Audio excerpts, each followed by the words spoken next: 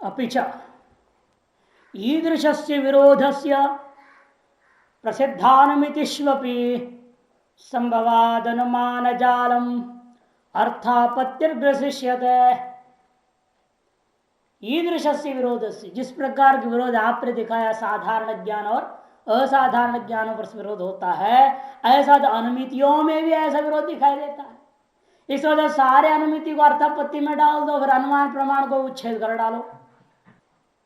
संभवाद अनुमान जालम, अनुमितियों में भी ऐसा होना संभव होने से अनुमान जालम अर्थापत्ति ग्रसिष्यते, अर्थापत्ति खा जाएगा पूरा अनुमानों को। मैंने अर्थापत्ति में अंतर्भाव होने लग जाएगा अनुमान उल्टा। जबकि अनुमान बहुत ज्यादा दार्शनिक मानते, अर्थापत्ति को मानने वाले कम है। बहुसम्मत अनुमान को अल्पसम्मत अर्थापत्ति में अंतर्भाव हो सकता है क्या? बल्कि उल्टा कर लो। इसीलिए कहने का तात्पर्य अर्थापत्ति को अनुमान में अंतर्भाव कैसे स्वयं समझा रहे। देखो, यत्र तुमस तत्र अग्नि व्याप्ति ग्राहक प्रमाणेन ही पर्वतेप्य अग्नि ही प्राप्त।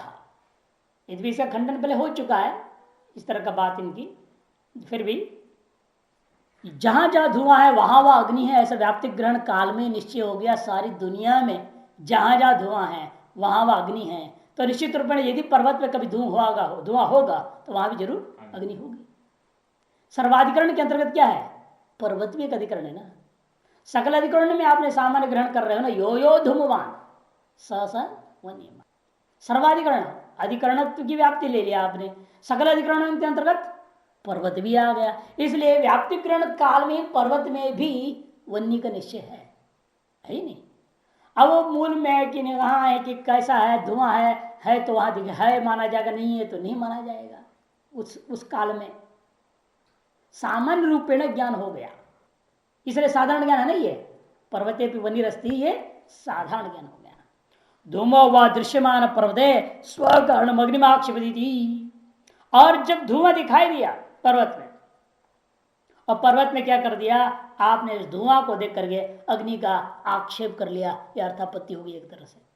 यदि व्याप्ति ग्राहक प्रमाणे न धूम दर्शन व पर्वते क्वचित अग्नि अवगतम, व्याप्ति ग्राहक प्रमाण के द्वारा धूम अथवा धूम दर्शन के द्वारा पर्वत में कहीं ना कहीं अग्नि है, ये निश्चय हो गया। जैसा आपने गृहवा बहिर्वा देव तो अस्ति क्वचित अस्ति, उस यहां पर भी क्या है, पर्वत है क्वचित अस्ति, वह निश्चय हो गया। और ऊपर है कि नीचे है मालूम नहीं। इस जैसे आपने कहा घर में है कि बाहर है मालूम नहीं, घर में नहीं है मालूम होने से बाहर निश्चय कर लिया। यहां में निश्चय करेंगे ऊपर है नीचे मालूम नहीं, लेकिन ऊपर उपलब्ध नहीं हुआ तो नीचे निश्चय कर लिया। तो अर्थापत्ति जैसे हुआ ना सारा काम, यहां पर भी ये न्याय कह रहा है। तस्य ऊर्ध्वदेशे अनुपलम्भेन विरोधात, आ गया ना। जैसे गृह देश में अनुपलब्ध होने से अपने विरोध कहा दिया, इसे ऊर्ध्वदेश अनुपलब्ध होने से विरोध हो गया। विरोधात अधोदेश वन्य कल्प्यते, इसे क्या करना पड़ेगा, अधोदेश वन्य की कल्पना करनी पड़ेगी। इति अर्थापत्तितापत्ति स्यात्, अनुमान भी अर्थापत्ति में घुस जाएगा। तस्मात् यम अनुमान पक्ष प्रक्षेप्तव्या, इसलिए उल्टा क्या करना चाहिए, यम अनुमान पक्ष प्रस्तव्या, इस अर्थापत्ति को ही आप अनुमान पक्ष प्रक्षेप कर दो। तो अनुमान कैसे कर दूंगा अर्थापत्ति का विषय को, तो इत्थम अनुमीयते है, इस प्रकार से हम अनुमान कर सकते हैं। क्या अनुमान करोगे, देवदत्तो बहिरस्ति, देवदत्त कहाँ है, बाहर है। क्यों, जीवित्व सति गृह असत्वात्, जीवित होता हुआ गृह में ना होने से। यो जीवन यत्र नास्ति स ततो अन्यत्र अस्ति यथा अहमेव, जो जीवित रहते हुए एक जगह ना हो तो निश्चित रूप वो दूसरी जगह है। जैसा खुद को ले लिया, क्योंकि शास्त्र सभा में बैठा है ना, अभी घर में तो बैठा नहीं है। जीवित रहता हूं मैं, घर में नहीं हूं, इसका मतलब क्या, उससे भिन्न अन्यत्र सभा स्थल में, सभा मंडप में विद्यमान हो। यथा उसी प्रकार से देवता क्या घर में नहीं है तो बाहर के दुकान में होगा। इति अतो वंचितम एतत् पंचम प्रमाणम, इसलिए ये पंचम प्रमाण ठगाई है, कुछ नहीं है, इसको त्याग देना चाहिए। इसे कोई जरूरत नहीं अर्थापत्ति प्रमाण की। नहीं आए ने जबरदस्त खंडन कर दिया। तब कहते हैं अरे नहीं आए तो इतना मोटी बुद्धि वाला कब हो गया। बड़े सूक्ष्म विचार है यहाँ, सूक्ष्म तत्व को ध्यान दो, हम क्या कहना चाह रहे हैं। तैदम शिक्षित अस्माभिर विरोधस्त्येव मानयो न प्रसिद्धानुमा भंगो बहिर्भावे च नानुमा। तैदम शिक्षित अस्माभिर, वह यह जो उसका कथन है, इसके लिए हम नैयायिकों को पाठ पढ़ाएंगे, अब शिक्षा देंगे। पहले घोषणा हमारी यह है, तुमने कहा विरोध नहीं, इदम निदम के समान है ना, इदम रस्तम निदम रस्तम का कोई विरोध नहीं कहा। हम कहते हैं विरोध अस्त्येव मानयो, दो ये प्रामाणिक जो ज्ञान है, साधारण असाधारण ज्ञानों के बीच में विरोध है। दूसरा, न प्रसिद्ध अनुमान भंग, आपने कहा सारे अनुमान अर्थापत्ति में घुस जाएंगे, ये भी नहीं हो सकेगा। अनुमान अर्थापत्ति में अंतर्भाव कभी नहीं हो सकता। और बहिर्भाव को आपने अनुमान से सिद्ध कर दी, बहिर्भावे च नानुमान, बहिर्भाव की सिद्धि में अनुमान का प्रवृत्ति नहीं हो सकती। तीनों बातों को क्रम से जवाब विस्तार करके देखो। तत्र यत्तावद उत्तम प्रमाण विरोधो सति एकस्य प्रमाणतम से तइदम रजतम नेदम रजतम इति वद उभयोरपि असाधारण प्रमाण और विरोध एव। ये जो उसने कहा था कि प्रमाणों का परस्पर दो प्रमाणिक ज्ञानों का विरोध नहीं होता, एक जरूर उसमें अप्रामाणिक हो जाता है। उस विषय मेरे कहना है, ये उसकी बात आप कह रहे हो जहां उभयोरपि असाधारण प्रमाण, असाधारण दोनों ज्ञान थे। इदम रजतम भी चक्षुजन्य असाधारण ज्ञान था, नेदम रजतम भी बाद में चक्षु के रजन्य ही असाधारण ज्ञान है। दो असाधारण ज्ञानों का बीच में विरोध नहीं होता, ये हम भी मानते हैं। आपने जो दृष्टांत दिया, हम जो कथन कर रहे बिल्कुल अलग है। हम जो कथन कर रहे साधारण का और असाधारण के साथ विरोध की बात हम कर रहे हैं, और आप जो दृष्टांत दे रहे हो दो असाधारणों के विरोधाभाव का दृष्टांत दे रहे हो कि इदम रजतम भी असाधारण है, नेदम रजतम भी असाधारण है। उनमें विरोध जरूर होगा कि दो असाधारण ज्ञान परस्पर विरुद्ध ज्ञान प्रामाणिक हो नहीं सकते। इस तरह क्या हो जाएगा, एक प्रामाणिक होगा, एक अप्रामाणिक हो जाएगा। ये तो उस प्रसंग की बात है जहां दो असाधारण ज्ञान है, और हम जो बता रहे हैं वो कैसा है, उससे विलक्षण है। एक साधारण है, एक असाधारण है, इसलिए विरोध है। ध्यान में मान सकते हो जवाब ढंग का। इतना ही नहीं, और बात, साधारण प्रमाण से तो असाधारण मानतः बाधे सावकाशत्वाद अप्रामाण्यम न जायते। साधारण ज्ञान का असाधारण प्रमाण ज्ञान से बाध होने पर भी सावकाश होने के कारण से अप्रामाणिकता नहीं आती। असाधारण ज्ञान के द्वारा साधारण ज्ञान का बाध होता, उसने कहा था बाध हो जाएगा। गृह नास्ति कहती ही गृह अस्थि बहिरस्ति वास्ति, संशय का बाध होगा, उसने कहा। कहते संशय का बाध होने पर भी जो हमारा असली साधारण ज्ञान था, संशय का भी जो कारण था शतजीवी देवदत्ता, वो बाधित नहीं हुआ। गृह नास्तिक के द्वारा शतजीवन का बाध नहीं होता है। गृह अस्थि नास्ति वा, इस जो संशयात्मक ज्ञान हुआ था, ज्योतिष का तो सुनकर हमने मान लिया था, वो बाधित भले ही हो जाए, फिर भी सावकाशत्वात्, शतजीवित भी सावकाश है, इसलिए अप्रामाण्यम न जायते, उस अप्रामाणिकता नहीं आती। तस्मात् प्रमाण विरोध संभवत्येव, इस प्रमाण का विरोध है ही, इसमें कोई संशय नहीं। नीचे देखो नित्यातर भाव दिया, बहुत सुंदर पंक्तियां। न प्रमाणम चेत न विरोधा विरुद्ध चेत न प्रमाणम, यही तो कहना उसने, नहीं है कोई ने कहा यही दो प्रामाणिक ज्ञान है तो विरोध नहीं हो सकता, विरोध है तो दोनों प्रामाणिक नहीं हो सकते, ये तो आप कह रहे हो। तन्न ये नहीं हो सकता। असाधारण विषय से असाधारण विषयेण विरोधात् अप्रामाण्यम, क्योंकि असाधारण विषय का असाधारण विषय दूसरा ज्ञान विरोधी ज्ञान आ जाए, तब पर विरोध मान करके एक को प्रामाणिक को अप्रामाणिक माना जाता है।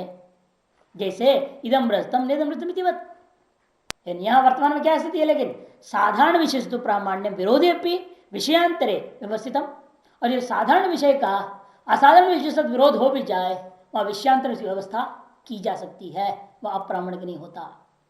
साधारण विषय तो प्रामाण्य विरोधी अपनी, असाधारण विषय के साथ विरोध होने पर भी विषयांतर मान बहिर्भाव रूपा विषयांतर में व्यवस्थित हो जाता है। यथा अत्र उदाहरण, जैसे इस उदाहरण में देव तो गृह व बहिर्वास गृह नाव से प्रमाण शतजीवी देवदत्ता ज्योतिष वाक्य के आधार पर आपने अनुमान कर लिया यह कि वह घर में है अथवा बाहर में है, कहीं न कहीं है। एक ज्ञान ये हुआ, दूसरा ज्ञान क्या हुआ, घर में नहीं है। दोनों का विषय एक साधारण है, एक असाधारण है, परस्पर अत्यंत विरोध विषय नहीं। जैसे इदम रजतम निदम रजतम करके ये रजतक सीधा निषेध कर दे रहा है, वैसे यहां सीधा निषेध कर रहा है क्या, गृह भैरव उभय नास्ती ऐसे तो नहीं कहा, स्थले नास्ती ऐसे तो नहीं कह रहे आप, गृह नास्ती कहा केवल। और शंका कहां थी हमारा, दो देश में, गृह व बहिर्वा, दोनों का तो निषेध नहीं हुआ। यदि दोनों का निषेध होता फिर ठीक था आपका कहना, इदम रजतम निदम रजतम जैसे दोनों आसान ज्ञान हो जाते।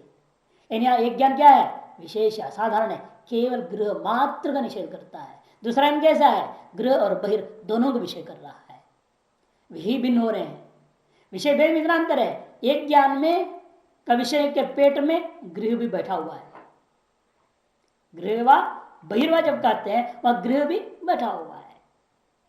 साधारण ज्ञान में गृह भी विषय है, बहिर्भी विषय है, और विशेष ज्ञान में केवल गृह विषय है, इसलिए हम उसको असाधारण कहते हैं, इसको साधारण कहते हैं। इन दोनों का विरोध इसलिए मानना ही पड़ेगा।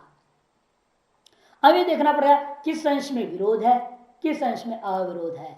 विरोध किस अंश में है, गृह अंश में है, उसे बाध्य मान लो। अवृत किस अंश में है, बहिर्भाव अंश में, और अवृद्ध अंश का हम अर्थापत्ति कल्पना कर लेंगे। इस अर्थापत्ति गुंजाइश आ गया ना यहाँ पे, वही नच नान्योर विरोध अन्योर विरोध नहीं न गृहे नावस्थित गृह बहिर्वावस्थित विरुद्ध विषयत्वात्, क्योंकि इन दोनों में कोई विरोध नहीं है ऐसा भी नहीं कह सकते आप, विरोध है। क्यों है, क्योंकि गृह नावस्थित गृह बहिर्वावस्थित, गृह में घर में नहीं है और घर में तो बाहर में कहीं न कहीं है, ऐसे जो कहना वो परस्पर विरोध है ही। न चा प्रामाण्य, फिर भी अप्रामाणिकता नहीं है। इदम रजतम नेदम रजतम इति बद्ध सर्वथा विषय अपहार अभाव, कि पूर्ण रूपेण विषय का विरोध नहीं हो रहा है। विषय के एक अंश में विरोध हुआ, दूसरा अंश में विरोध नहीं है। यह नीति आता है, बहुत स्पष्ट कर दिया आपको खोल करके। यद पुनरुक्तम यहाँ पे संदिग्ध देश विशेष से बाधा न जीवन प्रमाण से थी, और जो पुनः न्यायिकों ने कहा था कि संदिग्ध देश विशेष का बाध हो गया है, जीवन प्रमाण का नहीं है। अत्र ब्रूमः, इस विषय में हमारा जवाब यह है, जायमान्य अनुमानेन देवदत्तस्य जीवने ज्ञातव्यो देश संबंधो अप्यसावस्थिति हेतवे तत्र देशत्व सामान्य मात्रम संबद्धते यदि तर्हि देशत्व संबंधाद देशस्यात् पुरुषोप्यसौ। क्योंकि आपके अनुमान में हेतु क्या दिया था आपने, जीवितत्वे सती गृहसत्वम, ये निर्णय आपने हेतु ही गड़बड़ है या फिर विशेषणार्थ दोष आ रहा है इस हेतु में भी। क्योंकि जीवित तत्व के द्वारा क्या बोध हुआ था आपके अनुसार ही, देश सामान्य अथवा जीवन, ये तो आपने कहा था। जीवन मैंने पूरे 100 साल आयु मालूम हो रहा है, अथवा कहीं न कहीं रह रहा है, कर देश सामान्य का बोध हो रहे अपने कहा था। वह देश सामान्य का भी अर्थ क्या, देशगत देशत्व जाति अथवा यत्र कुत्रचित, ये इसका अर्थ है। क्या अर्थ है, तीन विकल्प उठाकर जवाब दे रहे हैं। देखो, ज्यायमान्य अनुमानेन देवदत्त से जीवने, देवदत्त का ज्योतिष शास्त्र के आधार पर अनुमान के द्वारा शत जीवित का ज्ञान होने के बाद ज्ञातव्यो देश संबंध, उसके बाद ही देश के संबंध का ज्ञान होता है, गृहवा बहिर्वा का, उसे पहले नहीं हो सकता। ध्यान में ना, जीवने न्याय माने कैसे, अनुमाने न देवदत्त से जीवने न्याय माने सती, उसके अनंतर क्या होता है, ज्ञातव्यो देश संबंध, उसके बाद ही हम सोचेंगे ओ यदि देवदत्त जिंदा है तो कहां हो सकता है। देश संबंध के चिंतन कब होगा, जब जिंदा है मालूम हो जाए तब ना, मर गया है मालूम हो जाए तो क्या देश संबंध ढूंढोगे तुम। पहले ज्योतिषी के आधार पर आपने अनुमान से जान लिया उसका जीवन को, जीवन के जानने के अनंतर उसका देश संबंध की कल्पना होती, विचार होता है। देश संबंध विचार होने पर क्या हो सकता है? देश गृहस्थ आदमी होने के नाते घर में है अथवा बाहर गया, बाजार गया है, यही हो सकता है। और कोई तीसरी विकल्प तो है नहीं। घर में है या बाहर में। बाहर करने से स्वर्ग से लेकर नरक तक सारा आ गया है। पहले जमाने में जिंदे भी जाते थे ना भाई स्वर्ग में। दशरथ चला गया नहीं, रुक्मिणी के बाप जब चला गया था स्वर्ग में, ब्रह्मा जी के पास चला, ब्रह्मलोक तक चला गया ब्रह्मा जी के पास। ऐसा वर्णन आते हैं पुराणों में। मैंने बाहर में सब आ गया, इसलिए कोई चिंता नहीं हमें स्वर्ग में कि कहाँ है कहाँ नहीं है, बाहर कहीं ना कहीं है। आप ब्रह्मलोक पर नरक से लेकर सब जगह बाहर हो गया, घर और घर के बाहर, यही दो देश होता है। अस्य अवस्थिति हेतवे, अब उसमें भी अवस्थिति का हेतु क्या बनेगा, यह निर्णय विचार करना पड़ता। देश संबंधोपि अस्य अवस्थिति हेतवे ज्ञातव्य स्यात्, उसकी अवस्थिति का कारणभूता देश संबंध भी जानने योग्य रहता है। तब उसमें भी आपने क्या कहा, देश सामान्य कर। देश सामान्य कर क्या, देशस्य सामान्यम, सामान्य माने जाति ही। देश में विद्यमान जो जाति क्या होगा, दिक्त्व जाति। दिक्त्व जाति वाला पुरुष यदि कहोगे तो पुरुष भी दिशा हो जाएगा, गया वो भी आदमी, वो आदमी आदमी ही रहेगा, वो दिशा हो जाएगा कि दिक्त्व जाति वाला है। जब पशुत्व जाति वाला मनुष्य क्या हो गया, पशु हो गया। दिक्त्व जाति वाला पुरुष दिक् हो जाएगा। इसे देश सामान्य जो आपने कहा नहीं है कौन, उसका उनके जैसे जान बुझ के भाषा प्रयोग कर रहे हैं कि वो सामान्य शब्द नहीं है कौन के मत में क्या है, जाति। इसे जान बुझ के तर्क उठा रहे हैं। देश सामान्य का दो अर्थ हो सकता है, देशगत जाति या यत्र कुत्र कुछ स्थल विशेष।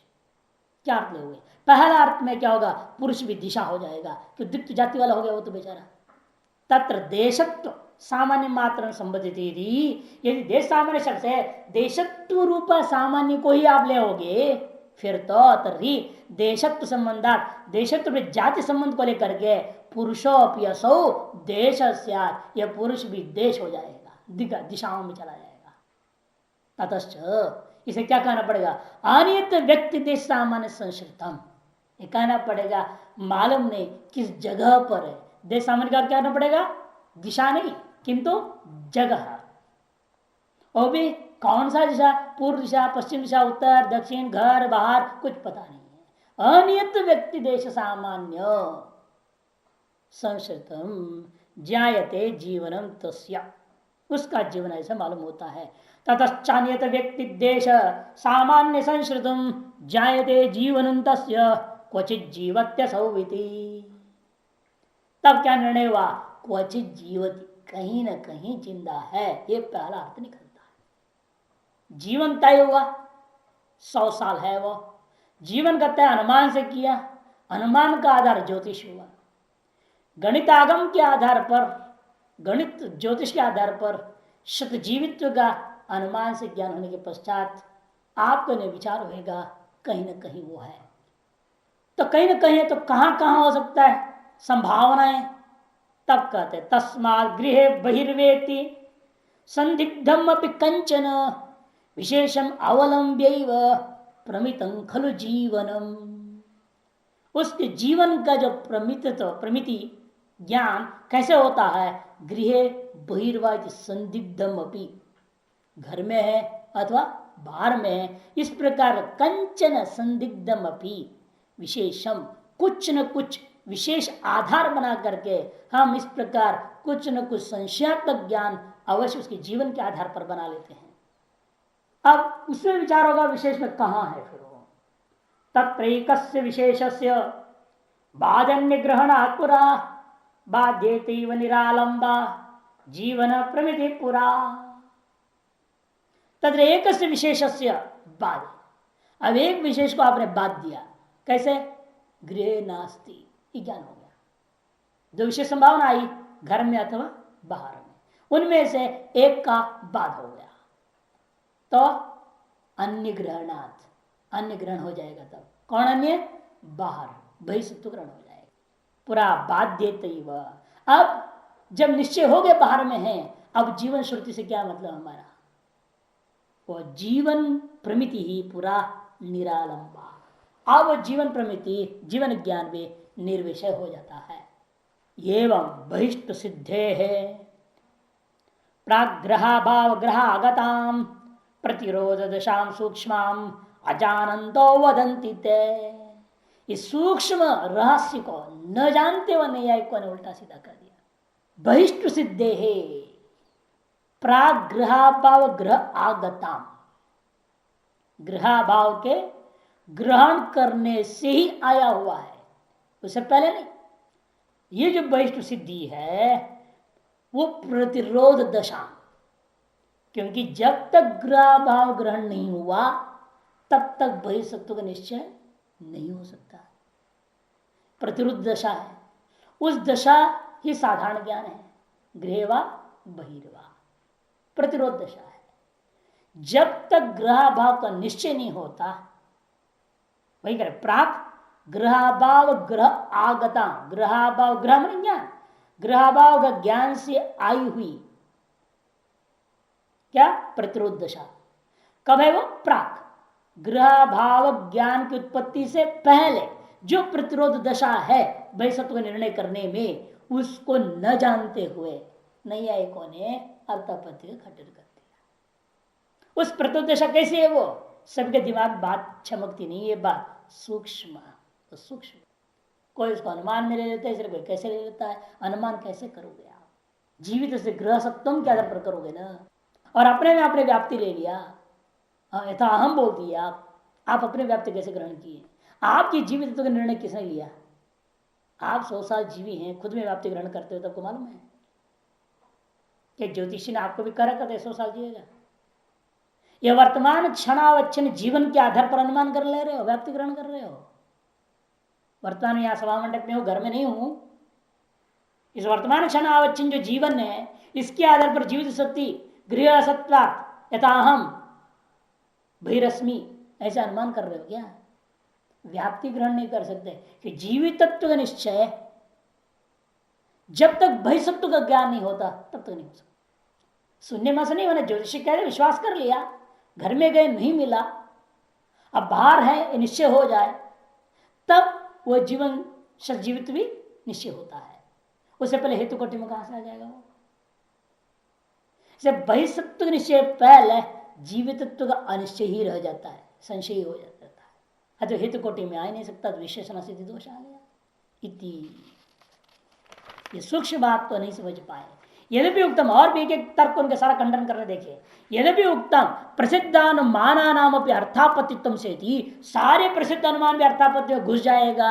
इति तदपि न, ये भी दोष नहीं होगा कि तत्र पर्वत से क्वचित अग्निप्रापकम साधारण प्रमाण किम नाम इति वक्तव्यम, कि वहां आपको बताना पड़ेगा साधारण प्रमाण क्या है।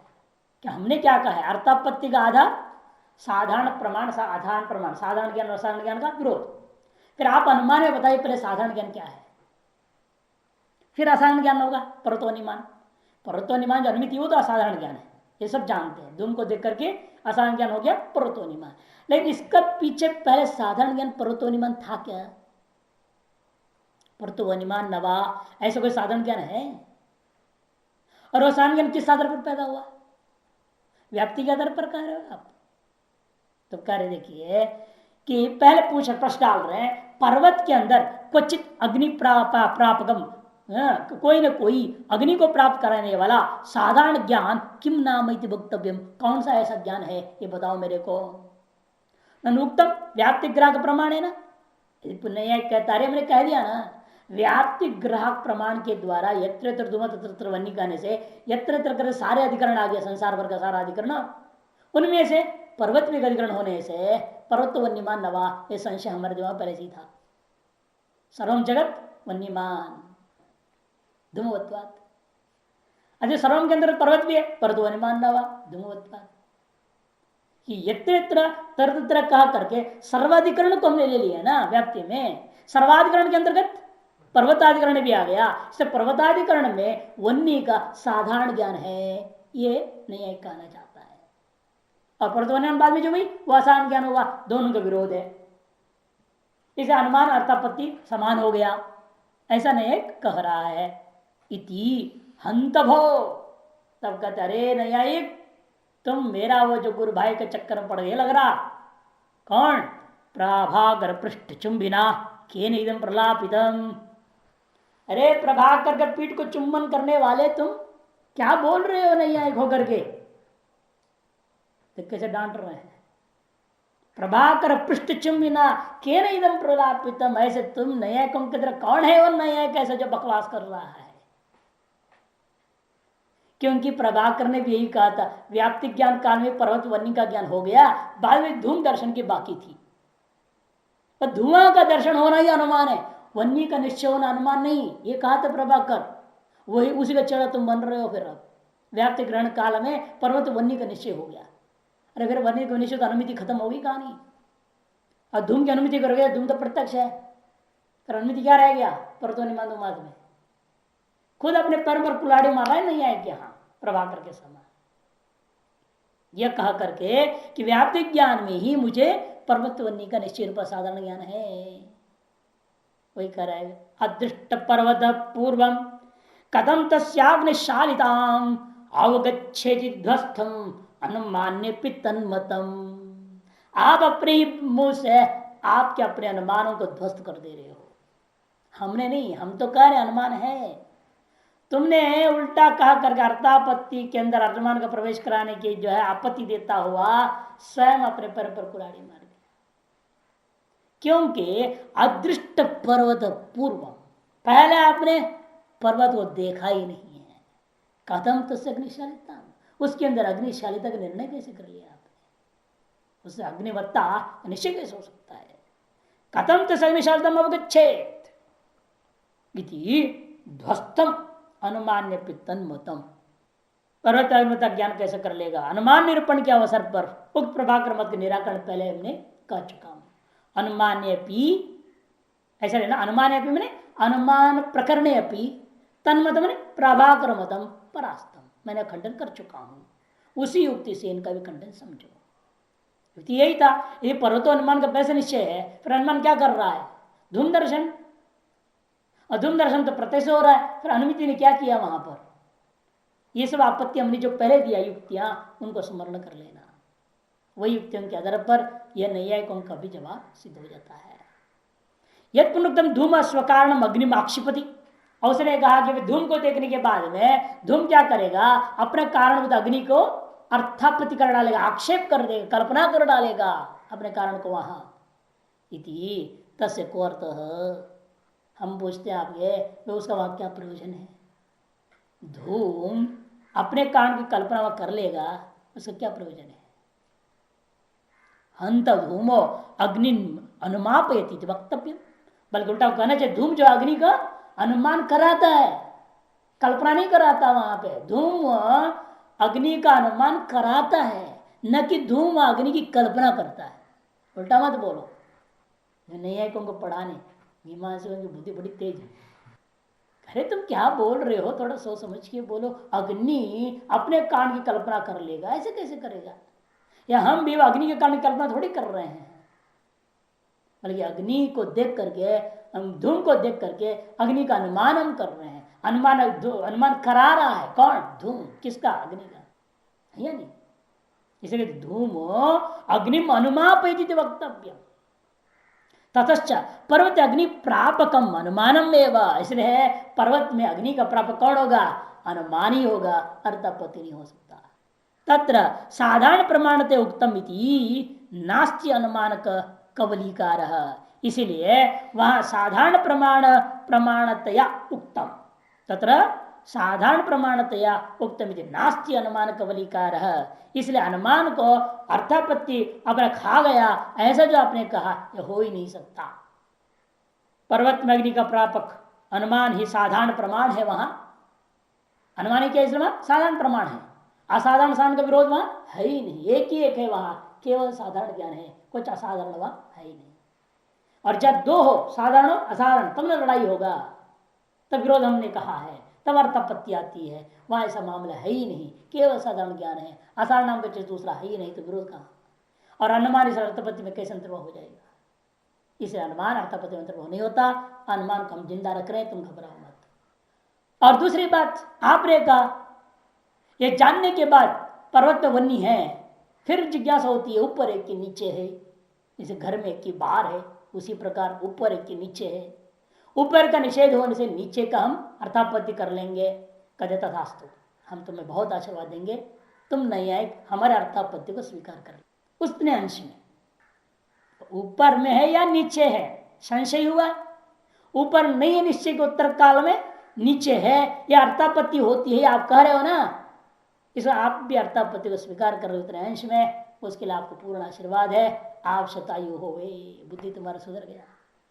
कह रहे देखो, तस्योर्ध्वानुपलम्भेन बाधे च अध प्रकल्पनम अर्थापतैवेष्टमिति कष्टम न किंचन। तस्य ऊर्ध्व अनुपलम्बेन, ऊपर में उपलब्ध न होने के कारण से, ऊर्ध्व उपलब्धि के बाद हो जाने से, अध प्रकल्पनम नीचे कल्पना की जाती है, जो कह रहे हो अर्थापतित, अर्थापत्ति के रूप से ही स्वीकार करता तुम कह रहे हो, तो इष्टम एव कष्टम न किंचन, उससे हमें कोई कष्ट नहीं है, तुम्हें ही कष्ट पहुंचेगा जो तुम नहीं मानते थे अभी तक अर्थापत्ति को, अब तुम उसको मानने लगे हो। जिस पहले कहा था ना, क्या दोस्तों इसमें जो पहले कहा हुआ बाद में उसका विरोध कर देता है।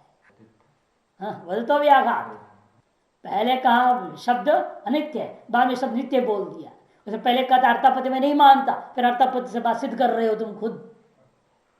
यत पुनरनुमानम बहिर्भाव सिद्धो प्रयुक्ता, ये जो अनुमान है बहिर्भाव सिद्धि में आपने प्रयोग किया था, तत्स्वरूपा सिद्धम आयुष्मदाम, ओ आयुष्मान न्यायिक सुन लो, तुमने जो अनुमान किया था बहिर्भाव के लिए, देवदत्ता बहिरस्ति जीवित सिद्ध गृह अभाव, यह अनुमान दिया ना आपने, वह अनुमान स्वरूपा सिद्धि हेतु वाला है। क्यों? जीवन मात्र से निर्विशेष निरूपित अशक्यता, जो निर्विशेष जीवन है उसका आप निरूपण ही नहीं कर सकते। क्यों? क्योंकि बहिर्भाव ग्रहणात् पूर्व जीवन गृह अभाव समुचित प्रतितम न शक्यते, दोनों बात एक साथ निश्चय नहीं हो सकता। कौन दो? जीवन और गृह अभाव। बहिर्भाव का निश्चय हुए बिना जीवितत्व सति गृह अभावत्म विशिष्ट ज्ञान कोई पैदा ही नहीं कर सकता, क्योंकि गृह अभाव से संशय हो सकता है मृत्यु का, जीवितत्व का निश्चय होगा। इसीलिए जीवितत्व सति गृह अभाव में विशिष्ट जो ज्ञान आप हेतु बना रहे हो, वह हेतु स्वरूप सिद्ध पक्ष में बनेगा देवदत्त में, कि जीवितत्व का निर्णय बहिर्सत्व के अधीन है। यदि मान लो बाहर भी नहीं करने से हो जाए बाद में, तो क्या होगा? जीवितत्व सिद्ध होगा? सुन के आए ज्योतिषी, मान लो ठग्गू ज्योतिषी होता तो तब क्या होगा? अब बाहर ढूंढ ढूंढ के परेशान, बाहर से पता है तो बाहर भी नहीं है, अब अंदर भी नहीं है, बाहर भी नहीं है, फिर क्या होगा? मानना पड़ेगा ना। फिर जीवित सिद्ध होगा क्या? इसे जीवित का निर्णय कब होगा? बहिर्सत्व के निश्चय के अनंतर होगा।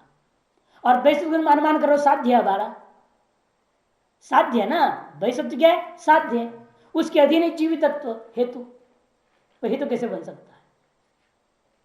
जिसका निर्णय जिसके बिना हो नहीं सकता, वो हेतु कहां से? इसलिए कहते कि देखो तद, इसलिए बहिर्भाव ग्रहणात् पूर्व, है ना, बहिर्भाव ग्रहण से पहले जीवन और ग्रहाभाव, ये दोनों के दोनों सिद्ध है ना, जीवन ग्रहाभाव समुचित्य माने विशेषण विशेष विशिष्ट होकर के प्रत्यय तुम न शक्यते, कोई ज्ञान ही नहीं कर सकता, तो हेतु कहां से बन गया? अच्छा, पक्ष में पूरा हेतु ही असिद्ध हो गया, विशिष्ट ही असिद्ध हो गया। तो विशेषणाभावत विशिष्टाभाव, यदि ग्रह सब तो निर्णय है, लेकिन जीवित तभी निर्णय नहीं था हेतु का, विशेषणाश, इसे विशेषणाभाव प्रयुक्त विशिष्टाभाव रूपी पूरा हेतु ही वहां नहीं है, पक्ष में से कहा जाता है। अतो जीवन विशिष्ट गृहाभाव रूप से लिंग से अप्रतिपत्ति है, स्वरूप ज्ञान सिद्धोयम हेतु, इसे जीवन विशिष्ट गृहाभाव रूप लिंग से अप्रति लिंग का ज्ञान नहीं हो सकता। अतएव स्वरूप सिद्धियों में से अज्ञान सिद्धि नाम जिसको ले लेना आएगा ना, अज्ञान सिद्ध नाम का, अज्ञान सिद्ध कोटि में इसको ले लेना है। तदुक्तम बृहत् टीकायाम, इस बात बृहति नामक टीका में स्पष्ट कहा है, तस्माद्यो विद्यमानस्य गृहाभाव अवगम्यते सहेतु सबहिर्भावम नागृत्वा च गृह्यते। आगे ना, बहिर्भाव अगृहीत्वा न गृह्यते, इस हेतु को बहिर्भाव निश्चय किए बिना हेतु का ही निश्चय नहीं हो सकता। मैंने साध्य निश्चय के बिना हेतु निश्चय नहीं होगा, उल्टा होगा ना। प्रक्रिया के हमेशा हेतु निश्चय हो तो उसके आधार पर साध्य का निश्चय होता है, और आपने ऐसा हेतु दे दिया जिसका साध्य निश्चय के बिना हेतु का निश्चय नहीं हो सकता, तो ऐसा हेतु के साध्य को सिद्ध कर पाएगा। इसलिए कहते कि देखो, यो विद्यमान से गम्यते सहेतु, कि आपने हेतु वो बनाया जो विद्यमान हो तो ग्रह सत्व नाम का चीज है, लेकिन वह हेतु स बहिर्भाव अगृहीत्वा, बहिर्भाव को ग्रहण किए बिना च न गृह्यते, उसे ज्ञान ही नहीं हो सकता। ऐसा बृहत् टीका में स्पष्ट कहा है। इति पृथग्येव अर्थापत्ति। इस प्रकार से नैयायिकों का सारा तर्कों का खंडन हो गया। इस निष्कर्ष निकलता है अर्थापत्ति एक अलग प्रमाण है, ये साबित हो गया। तार्किक ध्वंसनोपायम एवं रूपम अजानता गुरुनाथ प्रलपितो जीवन स्यात्र संशय। लेकिन तार्किकों को जिस ढंग से कुमार भट्ट के अनुयायी लोगों ने खंडन किया, उस युक्तियों को न जानता हुआ प्रभाकर तार्किकों को दूसरे ढंग से खंडन किया। उन्होंने भी खंडन किया नैयायिकों का, भट्ट ने भी खंडन किया है, लेकिन दोनों की खंडन प्रक्रिया अलग अलग है। उन प्रक्रियाओं में निर्णय लेना कौन सी प्रक्रिया सही है। प्रभाकर ने जो खंडन करने की प्रक्रिया अपनाई है वो सही है, या भट्ट न्याय ने जो खंडन प्रक्रिया अपनाई वो सही है। इसीलिए पहले हमें बताना पड़ेगा आपको कि प्रभाकर ने किस प्रकार से तर्क का खंडन किया, और फिर उस पर समझाएंगे प्रभाकर ने जो युक्तियां दी हैं वो गलत है, और जो हमने युक्तियां देकर साबित कर दिया न्याय को गलत है करके, वो युक्तियां सही है। वो तुलना करना शुरू कर दे रहे हैं। गुरुनाथ प्रलपितो तार्किक ध्वंस उपाय एवं रूपम, है ना। तार्किकों की युक्तियों का ध्वंस करने का जो उपाय जिस प्रकार का हमने यहां प्रतिपादन किया, उसको अजानता न जानते हुए गुरुना प्रभाकर के द्वारा प्रलपित ऐसे बकवास किया गया है। क्या है वह? जीवन से संशय, जीवन में संशय है उसका। अरे जीवन में संशय हो तो ज्योतिष में संशय हो गया, इसका मतलब क्या वैदिक ब्राह्मण हो प्रभाकर है। ये ज्योतिष में विश्वास न करे ब्राह्मण क्या है। कहते हैं कि भाई इसलिए वही आधार इसका प्रभाकर गलत है। जीवन के बारे में संशय नहीं हमको, अंतर्वा बहिर्वा गृहवा बहिर्वा ये संशय है। गुरु की खंडन प्रक्रिया का जड़ ही गलत हो रहा है। जीवन स्यात्र संशय, ऐसा उनका कहना। जीवन किल विज्ञातम वेश्मवर्तितया पुरा तस्मा जीवन संदेहो भवे वेश्मन्य दर्शनात्। कभी कभी प्रभाकर बड़े मूर्खतापूर्वक बोलता है, कहते हमेशा हम उसको घर में ही देखते थे, और आज घर में नहीं दिखे इसलिए उसका जिंदा ही होने में हमको संशय हो रहा है, तो मरी गया हो। क्या जरूरी है तुम जब जब गए घर में मिल के सुनते क्या हमेशा जिंदगी और घर में ही रहना चाहिए, घर से बाहर नहीं निकले? मुर्गा है क्या वो? नहीं, मुर्गे को तो अंदर ही पाला जा सकता है ना। आजकल तो जाली का बना 24 घंटा अंदर ही रहेगा, बाहर नहीं जा सकता है? उनका भी अनुमान था। वो तो गांव के मुर्गे को ले रहे होंगे। वो तो बाहर कुत्ते रहता है ना, बाहर ही रहता है हमेशा, घर के अंदर कम हो जाता है। हम लोग यहाँ तो आजकल तो शहरों में क्या, शहर के बाहर चारों तरफ पोल्ट्री फार्म होते हैं, वो जाल बना हुआ लोहे की उसके अंदर पालते हैं। वो कहाँ बाहर जाएंगे, वो कहीं बाहर जाना है नहीं। हाँ, वहीं से सीधे ऊपर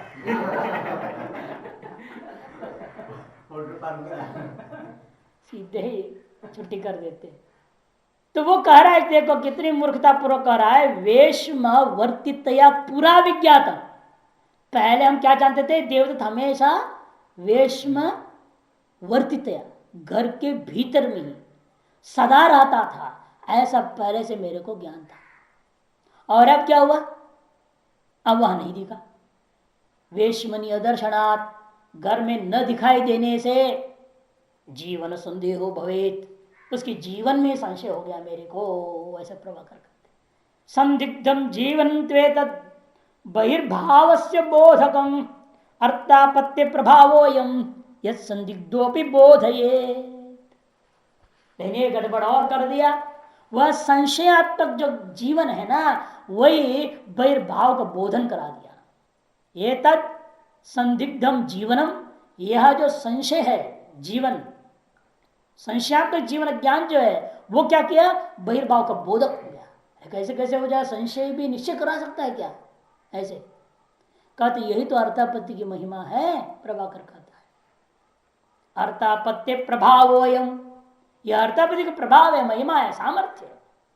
संदिग्ध ज्ञान से भी बहिर्भाव रूप एक अन्य पदार्थ का निश्चय कर डाला जिसका विषय वो नहीं था। यदि संशय कोटि के अंदर गृह व बहिर्वाह संशय कोटि में आता, उसमें से एक कोटि को निश्चय करा दिया मान ले तो भी ठीक थी। लेकिन संशय ज्ञान किसका है, जीवन का। संशय ज्ञान का विषय क्या है, जीवन, और निश्चय क्या हुआ, बही। कहाँ है, कोई तालमेल ही नहीं है, कैसे निश्चय हो सकता है। अरे संशय होता ही द्विकोटिक, और आपने जीवन का ज्ञान में संशय कर दिया, जीवन संशय कर देते हो। जीवन संशय का मतलब क्या, मरणम वा, यही तो अर्थ होता है ना। घर में हमेशा दिखता था, आज नहीं दिखाई देने से संशय हुआ का मतलब क्या, जीवन का संशय का मतलब हो सकता है मर गया, जीवितो वा मृतो वा इति संशय। अब इस विषय में बहिर आ ही नहीं रहा है संशय कोटि के अंतर्गत। ऐसा संदिग्ध ज्ञान, जीवितो व मृतो व संशय ज्ञान बहिरस्थ्य निश्चय कैसे करा देगा। हमेशा निश्चय क्या होता है, संशय से निश्चयात्मक ज्ञान जब पैदा होता है तो संशय में विद्यमान दो कोटि में से एक कोटि का बाद होता है, दूसरे कोटि का निश्चय हो जाता है। और यहां उन दो कोटि से बहिर्त्व है ही नहीं, बहिष्व। ऐसा संशय ज्ञान बहिष्व को निश्चय कैसे करा सकता है। और क्या कहता है उल्टा प्रभाकर, चुप, ऐसा मत बोला करो, अर्थापत्ति की महिमा है, ऐसा करा देगा। जबरदस्ती वाली बात है। अर्थापत्ति प्रभावोयम यत् संदिग्धो भी बोधयेत एवं जीवन संदेह स्यात् संदिग्ध विशेषण हेतुरित्यनुमानत्व निराश सुकरोत्र न। जीवन का संशय होने से वो हेतु कोटि में नैयायिक लिया ना, नैयायिक लोगों ने जीवित श्रुति गृह सत्पात कह दिया था। वो हेतु में जो उन्होंने विशेषण लिया वो विशेषण ही संदिग्ध है, अतः संदिग्ध विशेषण का हेतु है आपका हेतु। ऐसा प्रभाकर ने तार्किकों का खंडन करने की प्रक्रिया अपनाया था, यानी पूरी प्रक्रिया उसका गलत है। वे कह रहे हैं ना, एवं जीवन संदेह संदिग्ध विशेषण, जब जीवन के संशय हो गया तो आपका हेतु का जो विशेषण, हेतु में क्या विशेषण था, जीवितत्व, वही संदिग्ध विशेषण वाला हेतु हो गया तुम्हारा। इस प्रकार से प्रभाकर ने नैयायिकों खंड हेतु संदिग्ध विशेषण अनुमानत्व निराश सुकर, अनुमानत्व अनुमान का खंडन करना अनायास हो सकता है हम लोगों के द्वारा, ऐसा प्रभाकर ने कहा था। तइदम उपहसनीयम, यह हंसी मजाक का विषय बनता है। तथा है क्यों, क्योंकि जीवनम यदि संदिग्धम गृहाभाव निरीक्षणात् तरित निर्णय कार्यम आप्तवाक्यादि ना पुनः। सबसे पहले घर में न होने से यदि प्रभाकर को संशय होता उसकी जिंदगी के बारे में, तो पहले उसको आप्त वाक्यों से निश्चय कर लेना पड़ेगा जिंदा है, बाद में तो कहेगा बाहर है। जब जीवन का ही संशय हो गया बाहर कैसे कह दोगे तुम, पहले जीवन है, जिंदा है, ये निर्णय कर लो पहले। क्योंकि आप हमेशा घर में देखते थे, आज घर में नहीं मिला आपको, इसलिए आपको संशय हो कि जिंदा है या नहीं। तो जिंदा है या नहीं, जिंदा या मरा है, यह यदि आपको संशय है तो पहले जिंदा निश्चय करो ना। निश्चय कैसे करोगे, किसी आप से पूछो, आस पड़ोस जाकर पूछो, भाई देव जिंदा है ना, कि इसका आरती उठाए तो नहीं, कोई फूल फाल उठा के कि आस पड़ोस वालों मालूम होगा, मरा होगा आरती उठा होगा ना, रोए होंगे लोग, पड़ोसी भी आके रोया होगा, तो पड़ोसी से पूछ लो ना, तुम गए थे रोए नहीं तो जिंदा है ना। या तो पड़ोसी से पूछ लो जिंदा है करके निश्चय कर लो, या उसकी पत्नी वहां हो घर में, पत्नी को देखो ऊपर से नीचे तक ढंग से, यदि सिंदूर लगाई हुई है, मांग में मांगल्य सूत्र है, कंगन है, कुंडल है, नथी है, 5 चीजें हैं, पैर में रिंग हाँ होनी चाहिए ना, ये 5 चीज हैं, पंचरत्न औरत की, तो समझना पति जिंदा है। आजकल तो नहीं चलेगा, पति मरने के बाद भी लगाए रखते हैं आजकल तो सारा चीज। और कहीं तो एक औरत ऐसी जगह शादी भी नहीं हुई, जब पहनती सारी हो शादी नहीं करी, और पहनती सारी। मैंने पूछा क्यों? कहे क्या करे, लड़कों से बचने के लिए बोलते, मेरे को शादी करना नहीं है, मैं अविवाहित स्त्री हूँ, मालूम हो जाए सारे कुत्ते पीछे पड़ जाएंगे। इसे कहीं भी जाते सब पहन के जाते, लोग सोचते इसमें कोई पति है, तो चुप रहते।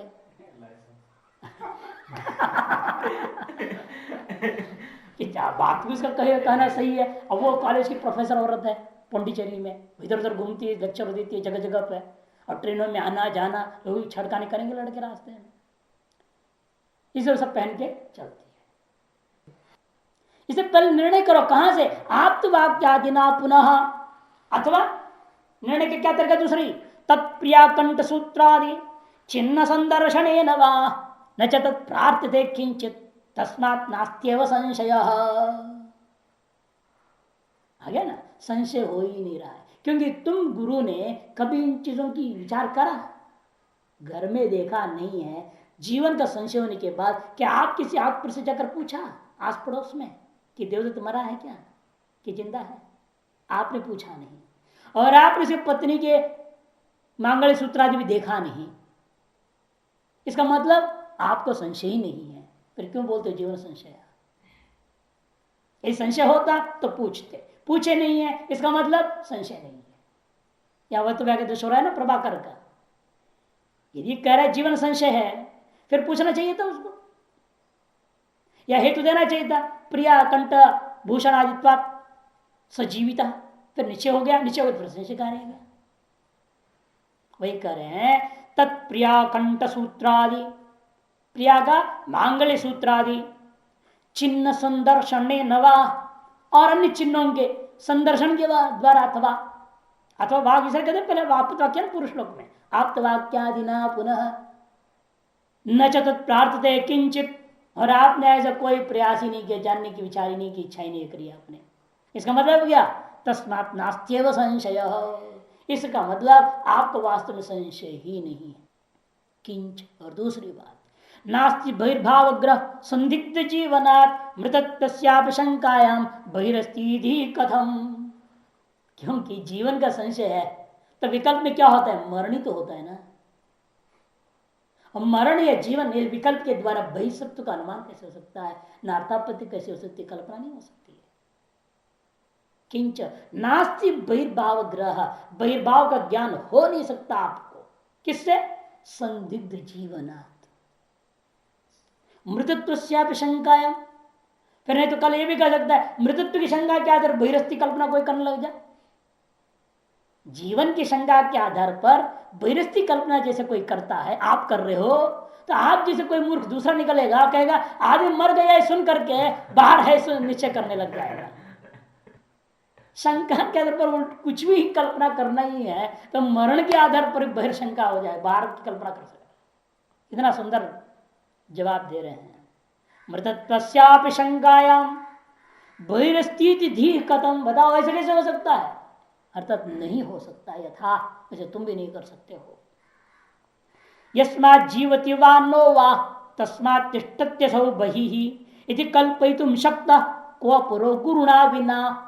आप प्रभाकर के अलावा कौन ऐसी कल्पना कर सकता है जिसको ऐसा संशय पहले कि जिंदा है या मरा है ऐसा संशय हो, ऐसी स्थिति में अंदर या बाहर है, फिर उससे विकल्प निकाला, फिर उससे बहिर्वाह निश्चय कर लिया, ऐसा निश्चय तुम्हारे अलावा कोई नहीं कर सकता।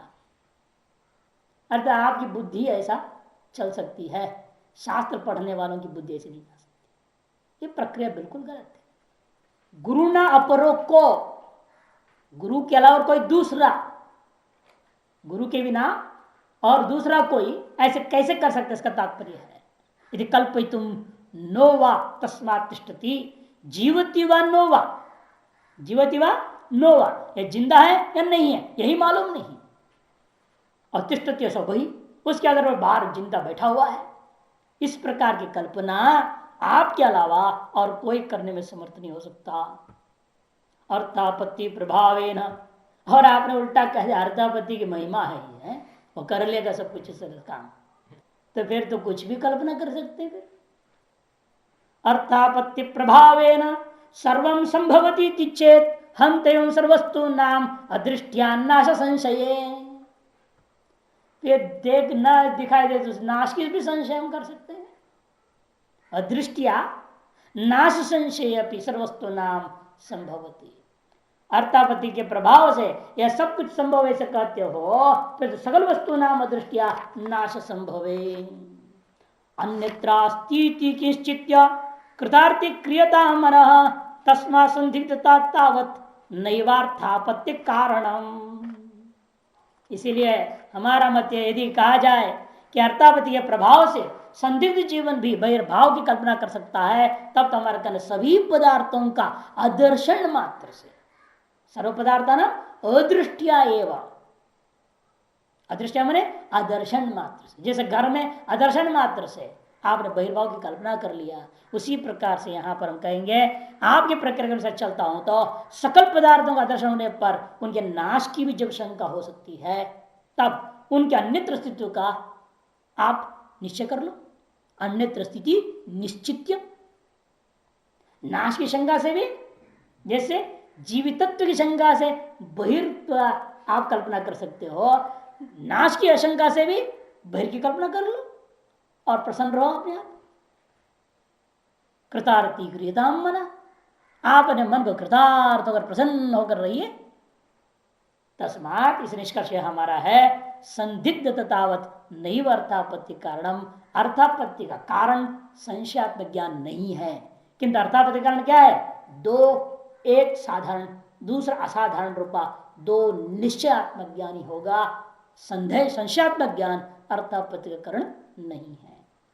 अतो अस्मदुक्त विधाया विधैव अर्थापत्ति, इसे जिस प्रकार से हमने वर्णन किया था वही अर्थापत्ति की असली प्रक्रिया है, और तार्किकों के खंडन का भी वही असली प्रक्रिया माननी चाहिए। वह अर्थापत्ति पुनः दो प्रकार की है, दृष्टार्थापत्ति श्रुतार्थापत्ति तथा दृष्टापत्ति उक्ता। उसमें दृष्टार्थापत्ति गृहसत्व और बहिर्सत्व को लेकर हमने कह दिया है। जीवी शतजीवी देवदत्ता ग्रह नास्ति चेत बहिर् अस्ति। इसी प्रकार पिनो देवदत्ता दीवाना घूमते चेत रात्रि घूमते, ये जो कल्पना है ये सब दृष्ट अर्थापत्ति। आप देख रहे हैं ना, जो चीज उपपद्यमान है वो दृश्य है, आपको दृष्ट है। उपपत्ति क्या है? उपाद्य वस्तु क्या चीज है? पीनत्व, वो दृष्ट है। उसका उपाधि में क्या कल्पना किया? रात्रि भोजन। इसी प्रकार से उपपाद्य कौन है? गृह असत्व। गृह सत्व में क्या है? जैसे वर्णन किया आप्त वचनात् शतजीवित्व अथवा मांगल्य सूत्र दर्शनात् हेतु। इन हेतुओं के आधार पर उसके जीवितत्व का निश्चय हो गया हमको, तो उसके आधार पर बहिर्सत्व की कल्पना कर रहे हैं। तो जीवितत्व दृष्ट है ना यहाँ पर, उसके आधार पर बहिर्सत्व कल्पना, ये दृष्ट अर्थापत्ति का दोनों दृष्टांत है। और श्रुत अर्थापत्ति में क्या है? द्वारम, जिसकी चर्चा कई बार कर चुके हैं। द्वारम कह दिया तो पिदेही, ये शब्द का अध्ययन करना चाहिए, अर्थाध्यान नहीं, इस पर विचार होगा।